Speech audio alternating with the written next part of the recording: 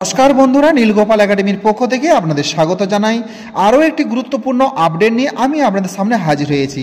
বন্ধুরা, আজকে যে বিষয়টি নিয়ে আলোচনা করব সেটি হলো NMMSE অর্থাৎ national means cum merit scholarship 2024-এর অ্যান্সার কি নিয়ে। হ্যাঁ বন্ধুরা, আপনারা যারা এবছর 2024 সালে 15ই ডিসেম্বর NMMSE অর্থাৎ ন্যাশনাল মিনস কাম মেরিট স্কলারশিপের এক্সামটি দিয়েছিলেন, তো সেই এক্সামের অ্যান্সার কি প্রকাশিত হয়েছে, তো সেই অ্যান্সার কি কিভাবে আপনি চেক করবেন, কোথা থেকে ডাউনলোড করবেন, তার পুরো প্রসেস আজকের এই ভিডিওতে আমি বিস্তারিত আলোচনা করব।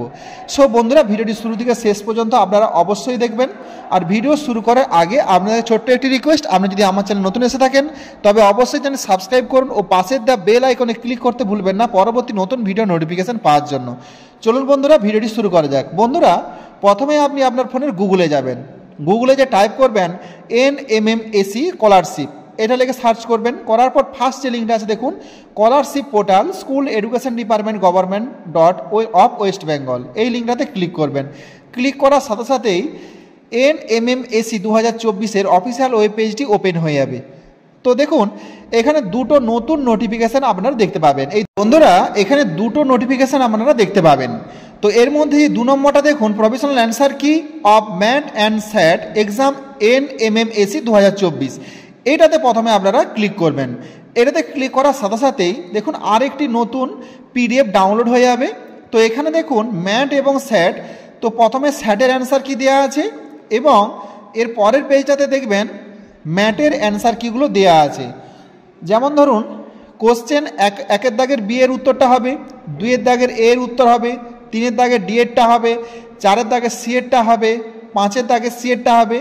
এইভাবে আপনারা প্রশ্নগুলি এই অ্যান্সার কি ডাউনলোড করবেন। ডাউনলোড করে আপনার কাছে যে প্রশ্নটি আছে সেখানে চেক করে দেখবেন যে আপনি কতগুলো সঠিক অ্যান্সার দিয়েছেন। তো বন্ধুরা, এখানে টোটাল আপনারা জানেন যে 180 নম্বরের পরীক্ষা হয়ে থাকে। তো 180 নম্বরের মধ্যে মিনিমাম আপনাকে পেতেই হবে 145-এর ওপরে, যেটা আমি আগের ভিডিওতে আপনাদের জানিয়েছিলাম। তো এখানে ধরুন 13 নম্বর প্রশ্নে এখানে এ দাগ আছে, কিন্তু আপনি দেখলেন যে আপনি প্রশ্নে দাগ দিয়েছেন 13 দাগের বি এর উত্তরটি, এবং আপনি কোনো বইয়ে সার্চ করে দেখলেন যে বইয়েতেও 13 দাগের বি এর উত্তরটি আছে, তাহলে এখানে নিশ্চয়ই ভুল আছে।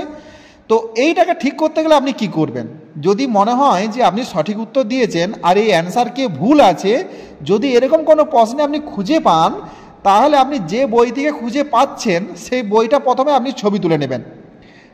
ছবি তোলার পর আপনি এই যে দেখুন স্কলারশিপ পোর্টালে আরেকবার ফিরে আসবেন। আসার পরে দেখুন প্রথমে যে নোটিশটি আসছে দেখতে পাচ্ছেন, এই প্রথম নোটিশটির উপরে ক্লিক করবেন। ক্লিক করলেই আরেকটি নতুন ওয়েব পেজ দেখতে পাবেন। তো এখানে দেখুন একটা নোটিফিকেশান আছে।